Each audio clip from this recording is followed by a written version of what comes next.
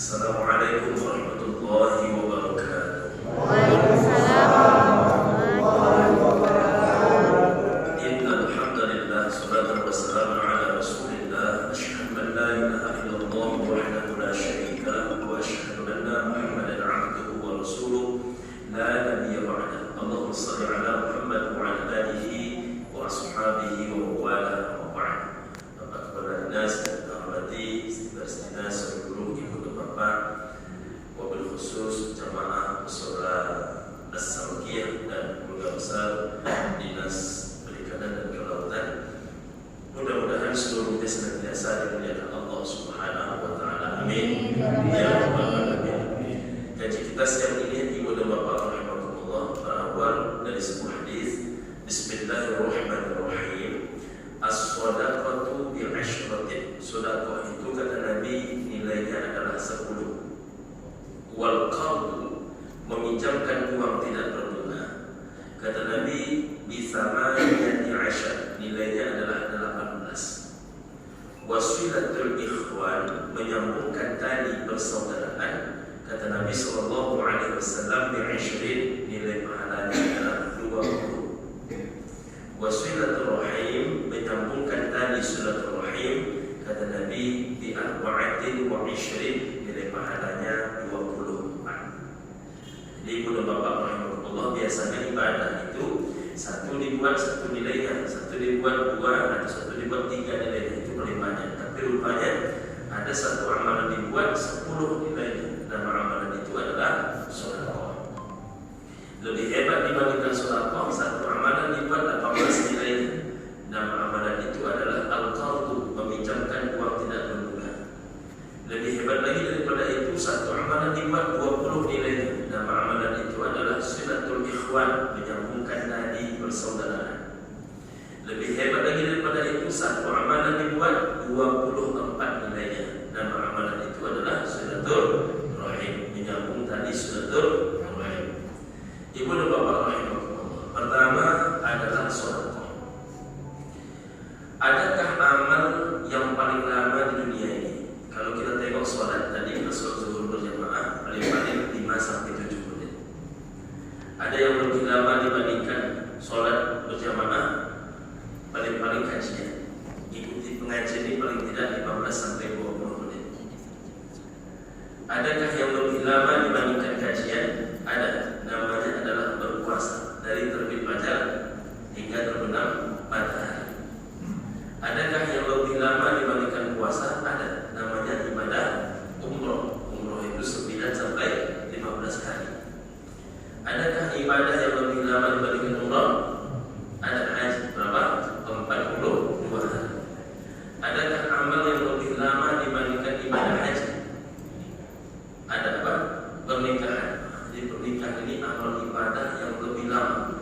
Sejak bapak ibu berangkat ijab kabul sampai terpisah oleh kematian atau terpisah oleh pengadilan. Jadi dua terpisah itu dua macam, terpisah oleh kematian atau terpisah oleh pengadilan. Maka seluruh amal ibadah ibu dan bapak itu bernilai ibadah. Jangankan yang jauh-jauh, ibu-ibu bersolek dan menjadi cantik saja seorang istri di hadapan suaminya, itu adalah ibadah. Berangkat pagi, pulang malam saja suaminya mencari nafkah, itu adalah ibadah. Sebaik-baiknya ibadah seorang suami, bercucuran keringatnya mencari nafkah untuk keluarganya. Bahkan kata Nabi, innaka lan tunfiqu nafaqatan, sesungguhnya tidak satu pun pemberian nafkah kepada keluarga, tahu-tahu biha wajh Allah, selagi niatnya karena mengharapkan ridha Allah, illa ujirta 'alaiha, pasti ada balasan pahalanya, kata Nabi, hatta ma taj'alu fi fami imra'atik, walaupun engkau hanya menyuapkan makanan ke mulut istri. Masya Allah. Itu bila bapak menyuapkan makanan itu ke mulut istri bapak. Kalau ke mulut istri orang tak boleh. Ada pula orang kadang-kadang kalau ke mulut istrinya tak semangat dia menyuapnya, tapi kalau ke mulut istri orang semangatnya dia menyuapnya. Itu tak ada pahala, berdosa yang lebih. Ibu dan bapak, adakah amal yang lebih panjang dibandingkan menikah? Ada. Saking panjangnya amal ibadah ini, maka dilengketkan kata jariyah kepadanya. Nama amal itu adalah sedekah jariyah. Jadi sedekah jariyah ini mengalir tanpa henti, ya jalilil abdi, mengalir kepada seorang hamba Allah, ajruhunna, balasan kebaikan mereka, min ba'di mauti, dari setelah kematiannya, wa huwa fi qabrihi, walaupun dia telah masuk, kata Nabi, ke dalam kuburnya. Jadi orang yang mati amalnya hidup, orang yang tiada amalnya tetap ada. Suatu kali ibu dan bapak saya di hotel di Madinah itu didatangi oleh 2 orang mahasiswa dari Universitas Islam Madinah, UIM itu. Lalu mereka bercerita, Pak Ustaz, kami kemarin disuruh bayar SPP, walaupun tak jadi, Pak Ustaz. Kami beramai-ramai memohon kepada pihak kampus, janganlah bayar SPP. Kalaupun terpaksa bayar, cukuplah negeri-negeri kaya yang membayar, seperti Qatar, Uni Emirat Arab, Brunei, dan semisalnya. Tapi alhamdulillah Pak Ustaz tak jadi disuruh bayar. Kalau sempat disuruh bayar, Ustaz, banyak orang Indonesia balik kampung. Kenapa demikian? Karena SPP di Universitas Islam Madinah itu rupanya satu semester 44 juta. Jadi satu semesternya 44 juta. Nah, saya tanyakan, jadi kalau tak jadi dibayar oleh mahasiswa, siapa yang bayar? Nah, ketika ditanya itu ibu dan bapak rahimahullah, rupanya ada donaturnya. Di antara donaturnya itu ibu dan bapak Utsman bin Affan. Jadi orang yang telah wafat lebih 1400 tahun rupanya masih ikut membayarkan SPP anak-anak yang kuliah di Madinah University. Coba bandingkan, saya ketemu dengan beberapa orang rektor, termasuk terakhir saya ketemu dengan mantan rektor Undri, Aras Mulyadi. Saya tanya, ada tak orang kaya Pekanbaru yang membayarkan SPP anak-anak Undri selama 4 tahun menjabat? Tidak ada, Pak Ustaz. Jadi mudah bapak Allah luar biasa. Jadi mereka itu memikirkan setelah kematian apa harta terhebat yang akan menolong mereka setelah kematian. Karena kata Allah Subhanahu wa taala, "Wa tazawwadu fa inna khairaz zadi taqwa." Persiapkanlah dirimu menghadap kepada Allah itu, dan sebaik-baik persiapan adalah takwa. Tapi takwa yang begitu banyak, salat, puasa, zakat, haji dan sebagainya, apakah takwa yang paling hebat menolong diri manusia setelah kematiannya? Kata Nabi sallallahu alaihi wasallam, "Nikmat auni ala taqwallahi al-ghina." Senikmat-nikmat pertolongan di jalan takwa kepada Allah itu adalah al-ghina, ditolong oleh kekayaan. Jadi mumpung harta benda yang sudah Bapak, masih Bapak Ibu yang menentukannya, pastikanlah harta benda itu menjadi penolong ibu dan bapak semua di hadapan Allah Subhanahu wa taala. Harta kita yang sebenarnya itu Pak Bu hanya 3 saja. Yang pertama yang kita makan, yang kita minum, yang kedua yang kita pakai, yang ketiga adalah yang kita infakkan. Tapi ingat, yang kita makan, yang kita minum dia pasti busuk, yang kita pakai dia pasti lapuk, dan yang kita tabungkan di hadapan Allah kita infakkan, itulah sebenar-benar tabungan kita di hadapan Allah Subhanahu wa taala. Jadi saya banyak ketemu orang kaya, ibu dan bapak rahimahumullah. Suatu kali saya dibawa naik ke hotelnya di lantai 9 kalau saya tak salah, di belakang hotel itu semuanya sawit. Apa kata beliau, itu Pak Ustaz, mulai pojok sana sampai pojok sana Pak Ustaz, itu sawit kita semua.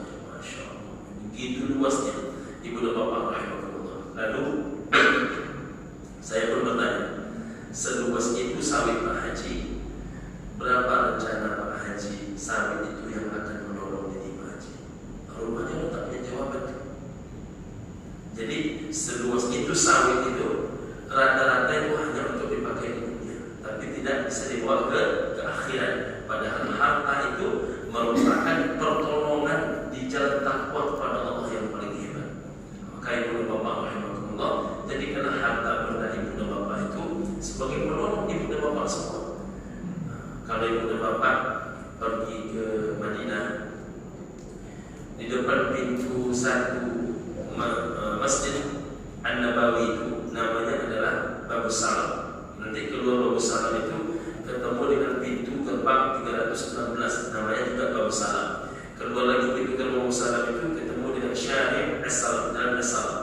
Lalu ketemu lagi hotel sebelah kanan namanya Hotel Babus Salam, dan hotel sebelah kiri namanya adalah Miraj As-Salam. Antara Museum As-Salam ke Hotel Babus Salam itu ada pasar, namanya adalah Pasar Qadim. Jadi jangan dikira pasar Qadim ini hanya ada di Jalan Kerantai Sukajadi di Baru. Ada juga rupanya pasar Qadim di kota Madinah. Hebatnya adalah pasar Qadim itu siapa yang beli? Jadi pasar Qadim itu diawali membelinya oleh Rasulullah SAW, namun dituntaskan oleh seorang sahabat bernama Abdurrahman bin Auf. Jadi Abdurrahman bin Auf itu membeli tanah pasar Qadim yang harga paling murahnya 10 kali lipat harga normal. Karena orang Yahudi itu kalau kepada sesama Yahudi dia jual hanya 10 kali lipat. Apa namanya, dijual dengan harga tinggi. Tapi kalau Muslim yang membeli itu dipersempit sampai harga itu 10 kali lipat. Dibeli semuanya oleh Abdurrahman bin Auf. Lalu siapapun yang mau berdagang di atas tanah pasar Qadim itu tidak dipungut biaya dan sewa sama sekali. Nah, di depan tanah pasar Qadim itu ada 3 masjid. Pertama namanya Masjid Ali bin Abi Thalib. Belakang itu ada namanya Masjid Abu Bakar As-Siddiq. Belakang itu lagi namanya adalah Masjid Al-Ghamamah. Jadi Bapak Ibu yang berangkat umrohnya pada tahun 2022 itu masjid yang 3 ditutup semua. Tapi alhamdulillah di awal tahun 2024 itu Al-Ghamamah dan Masjid Abu Bakar buka. Nah, yang uniknya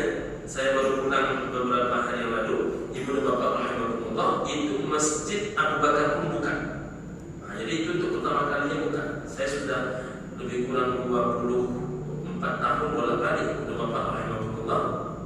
Jadi tidak pernah saya menemukan Masjid Abu Bakar itu buka, tidak pernah saya menemukan Masjid Ali itu buka. Tapi pada akhir 2023 ke 2024 Masjid Abu Bakar buka, dan kemudian Masjid Ali buka untuk pertama kalinya beberapa waktu yang lalu. Nah, ibu dan bapak rahimahullah, yang menariknya apa? Masjid Ali itu dibangun di atas tanahnya Ali. Ali itu pernah merasakan tidak memakan makanan pokok selama 3 hari 3 malam. Tapi rupanya di atas tanah beliau masih dibangunkan sebuah masjid. Bagaimana dengan kita yang makan tiap hari? Masjid Abu Bakar itu masjid yang didirikan di atas tanahnya Abu Bakar. Yang menariknya, satu-satunya hamba Allah yang pernah menyerahkan seluruh harta bendanya kepada Nabi, hingga Nabi bertanya, kalau engkau serahkan seluruh hartamu kepada Abu Bakar, lalu apa harta yang kau tinggalkan buat istrimu, buat anak-anak? Aku tinggalkan 2 harta yang paling berharga ya Rasul. Apa itu? Allah wa anta ya Rasulullah. Allah dan engkau ya Rasul. Walaupun demikian, rupanya di atas tanah Abu Bakar masih dibangunkan sebuah masjid. Jadi kita yang tak pernah menyerahkan semua harta kita pada agama Allah ini, tidak pernah berzakat 25%, tak pernah mencoba zakat 10%, tak pernah mencoba zakat 5%, apakah di atas tanah kita itu akan dibangunkan sebuah masjid? Jadi ibu dan bapak rahimahumullah, percayalah ibu dan bapak, tidak ada orang membangun masjid itu miskin. Jadi kalau ada bapak ibu yang punya rezeki, carilah lokasi-lokasi yang tidak ada masjid. Saya pernah mencoba itu Bang. Ketika sebelum membangun masjid itu ditabung duitnya, masjid tetap tak terbangun. Dia hanya menjadi tabungan. Jadi siapa yang merencanakan, maka Allah berikan rencana kepada dia. Tapi siapa yang mengeksekusi rencana, maka Allah eksekusi dan kebijakan kepada dia. Jadi ketika sudah 1 tahun saya tabung duit, tak juga tabung ada saja keperluan-keperluannya. Baru naik sedikit, sudah ada bulan yang meminjam. Akhirnya saya bilang sama istri, saya hari ini mau panggil tukang. Untuk apa yang kata beliau? Saya mau panggil tukang untuk bangun masjid. Tunggu dulu nanti, tak siap masjid malu kita, kata beliau. Saya bilang, sudah bisa pakai ilmu yang istri yang ini itu, yaitu dengan cara tabung dulu, tapi rupanya tak mempan. Sekarang saya pakai ilmunya Allah saja, saya bilang. Saya panggil tukang, saya suruh mengukur tanah, sudah diukur tanah, saya bilang besok pagi langsung kerjakan. Gambarnya mana Ustaz? Tak ada gambar, saya bilang. Pokoknya itu gunanya kalau menjadi tukang, saya bilang. Pokoknya ini tanahnya, ini lokasinya, kalian bangun ini masjid. Jadi setiap nak mengerjakan apapun tukang nanya ya. Kalau ini macam mana cara mengerjakannya Ustaz? Pokoknya pandai-pandai kalian lah, saya bilang. Yang penting ini dalam jangka menjelang Ramadan, ini masjid sudah bisa dipakai. Tapi alhamdulillah Ramadan tahun lalu sudah kita pakai. Nah, ibu dan bapak rahimahumullah, anehnya setelah masjid selesai, rupanya uang yang kita sediakan tidak rusak sama sekali. Jadi uang yang kita sediakan tidak rusak sama sekali. Bahkan suatu kali ibu dan bapak saya bingung, karena memang tidak ada lagi duit yang bisa dipakai. Saya diminta duit hari itu oleh tukang kaca, tukang ini, tukang itu. Saya total-totalkan 220 juta. Kemana nak mencari duit ini ya Allah? Orang datang, Pak Ustaz, apa yang bisa membantu? Saya bilang bantu doa. Jadi kita tidak masukkan proposal apa, bantu doa. Nah, rupanya doa itu ajaib sekali. Saya pergi ke kantor, saya udah mulai bingung bagaimana cara menghasilkan duit 220 juta sehari. Saya panggillah adik bahagian keuangan di travel. Coba tengok, ada jemaah Nabi yang daftar umroh. Kan kalau ada jemaah kita daftar umroh, tentu hak pimpinannya ada. Rupanya tak ada sama sekali. Tak ada sama sekali. Saya bilang, ayolah lalu. Tapi yang khawatir ini ada sistemnya Abi nampaknya bergerak semua. Perwakilan Abi nampaknya bergerak semua. Jadi Abi dapat sedikit-sedikit dari semua jemaah yang masuk. Ketika dihitung, rupanya pas dengan dana yang saya butuhkan. Jadi ibu bapak rahimahumullah, jangan pernah ragu. Makanya ketika kita baru mulai membangun masjid itu, ada seorang ibu-ibu penjual bahan bangunan. Ketika saya sampaikan, Kak, saya mau mendirikan masjid, tolong bantu ya, kalau saya baru punya duit, tolong diakali dulu bahan bangunannya, walaupun penting kakak saya dengan saya, insya Allah Ustaz. Tapi sebetulnya bukan Pak Ustaz yang membangun masjid. Lalu siapa lagi saya bilang yang membangun masjid itu ya Allah Pak Ustaz hanya tukang bayarnya saja. Saya bawa teman-teman itu. Setelah di mobil saya merenungkan kalimat itu dia juga ya. Nah, tapi setelah selesai makin yakin hati saya bahwa ketika kita mulai membangun masjid, pada hakikatnya itu bukan kita yang membangun, kita hanya membayarnya saja. Karena bagaimana cara mendapatkan duit 210 juta bagi seorang pengusaha kecil macam saya ini? Nah, ibu dan bapak rahimahullah, bagi Allah Ta'ala yang sulit. Innama amruhu idza arada syai'an ay yaqula lahu kun fayakun. Jadi itu semuanya insyaallah Allah mudah. Yang kedua, wal qardu, meminjamkan uang tidak berbunga. Meminjamkan uang tidak berbunga itu pahalanya lebih besar. Kalau sedekah tadi 10, meminjamkan uang tidak berbunga malah 18. Di mana letak kelebihan meminjamkan uang ini? Meminjamkan uang ini letak kelebihannya kepada Bapak rahimahullah karena dia menuntaskan masalah. Jadi kalau kita pinjamkan itu tuntas masalah orang. Tapi kalau hanya sebatas kita sedekahkan itu tidak tuntas masalah orang. Contoh, berlari-larilah anak-anak kecil di masjid, nampaklah oleh ibu-ibu keluarga besar dinas kelautan. Ditanya, ini anak siapa ini? Anak saya Bu. Kenapa tidak sekolah? Pembayaran SPP yang belum ada. Bayarlah kata ibu. Nah, itulah pembayaran itu betul yang tidak ada. Cuma karena ibu pas pula bertanya, kami sudah lama pula berniat minta tolong sama ibu. Anak ini sudah 6 bulan tak dibayar SPP. Dia berapa sebulan? 1.100.000 Bu. Baiknya ibu. Rupanya 1.100.000 itu kalau dikali 6 juga. Nah, kalau meminjamkan masalahnya selesai, 6 juta 600 selesai.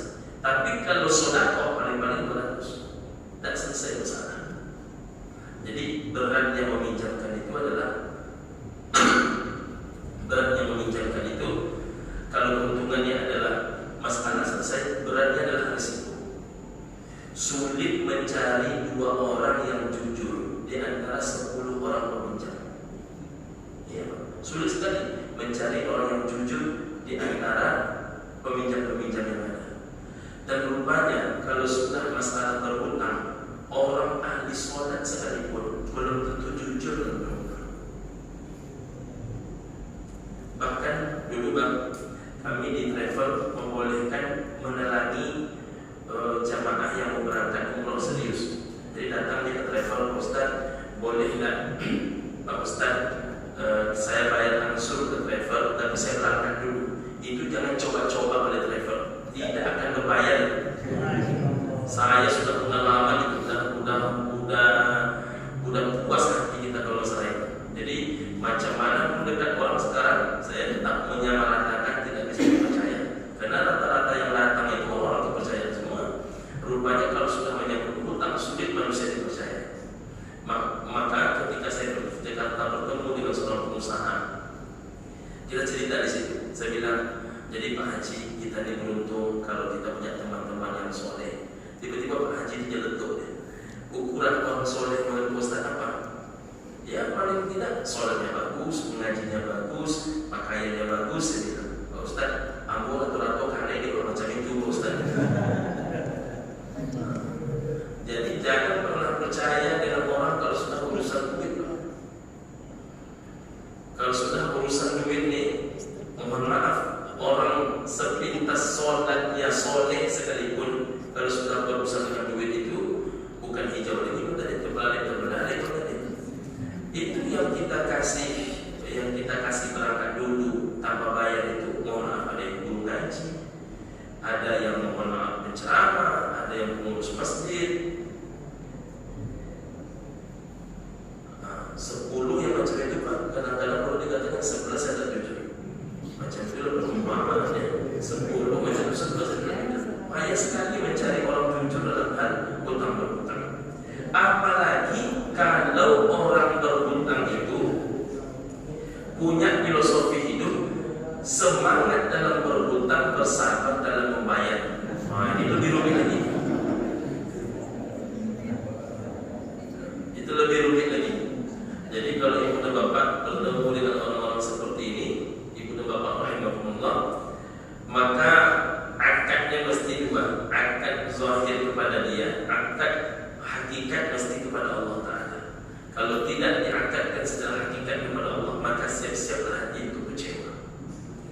Yang ketiga dan yang keempat saya gabung menjadi satu. Silatul ikhwan wa silatul rahim, menyambung tali persaudaraan di Ishrin 20, menyambung tali silatul rahim 24. Apa bedanya silatul ikhwan dengan silatul rahim? Kalau saya dengan Pak Kadis dengan Bapak Ibu semua, Bapak Ibu dengan Bapak Ibu semua, ini namanya adalah silatul ikhwan, menjaga tali persaudaraan. Jadi antar manusia, baik karena seagama, baik karena senegara, sesuku, sekampung, lain sebagainya, itu namanya adalah silatul ikhwan. Kalau yang silatul rahim yang mana dia? Silatul rahim itu dari unsur kata silatun dan rahim. Silatun itu artinya tali yang terikat mati. Rahim itu artinya adalah perut. Jadi silatul rahim orang yang terikat mati karena ada hubungan seperut. Jadi kalau silatul ikhwan itu bisa berjarak. Jadi kalau ada orang dinas kelautan mengatakan itu dulu konco perantin aku Ustaz, tapi kini kau nak berkawan juga. Kenapa begitu? Agak lain peranannya Ustaz. Nah, itu kalau kita berjarak dikarenakan hal yang membuat kita rusak, itu boleh dalam silatul ikhwan. Namun dalam silatul rahim tidak boleh. Jangan ada orang yang kelautan berkata itu dulu mantan adik kandung aku Ustaz, tapi kenapa hanya mana peranainya aku berantai jadi adik kandung. Itu tak ada istilah memerantai adik kandung, itu tidak ada. Jadi sekali adik kandung tetap adik kandung, tapi sahabat bisa berubah. Ibu dan bapak rahimahullah. Apakah Ustaz di Azhar ada menjaga jarak dari orang? Ada. Ibu dan bapak rahimahullah. Jadi kalau orang ini menelpon, tetap kita sambung teleponnya, bertemu tetap kita sapa, tapi untuk berbisnis ditawarkan beliau kadang mau dan kadang mau dari apotek. Saya bilang saya belum niat ke sana. Padahal sebetulnya ibu dan bapak rahimahullah, hal yang paling kita takutkan kalau bersama dengan beliau itu misalnya begitu juga. Jadi kita menjaga jarak dikarenakan kita menengok orang yang tidak jujur. Itu boleh dalam dunia persahabatan. Contoh yang lain lagi, ada orang ngajak kita join bisa dalam sebuah usaha, tapi kita tengok orang ini kalau duitnya sedikit aman dunia persilatan, tapi kalau duitnya banyak, barulah tidak aman dunia persilatan. Nah, kita tidak mau join dengan orang macam ini, itu juga dibolehkan. Tapi kalau adik kandung itu apapun kondisinya, sekali adik kandung tetap adik kandung. Nah, hubungan yang paling wajib dijaga itu adalah hubungan silaturahim, dan pahala yang paling tinggi itu adalah pahala silaturahim, hubungan seperut. Tapi di Indonesia ini mau seperut tak seperut, berperut tak berperut, kecil perut besar perut, tetap namanya silaturahim. Nah, tapi sebetulnya dia beda. Kalau dia tak seperut, silatul ikhwan. Kalau dia seperut, silatul rahim. Itulah yang dapat saya sampaikan kepada Bapak rahimahullah. Sudah lebih kurang setengah jam. Mudah-mudahan pertemuan ini barokah dan Allah Subhanahu wa taala semoga memberikan curahan rahmat, nikmat dan karunia kepada kita semua. Amin ya rabbal alamin. Subhanallahumma rabbana bihamdika asyhadu an la ilaha illa anta wa astaghfiruka wa atubu ilaik. Amin ya rabbal alamin. Assalamualaikum warahmatullahi wabarakatuh.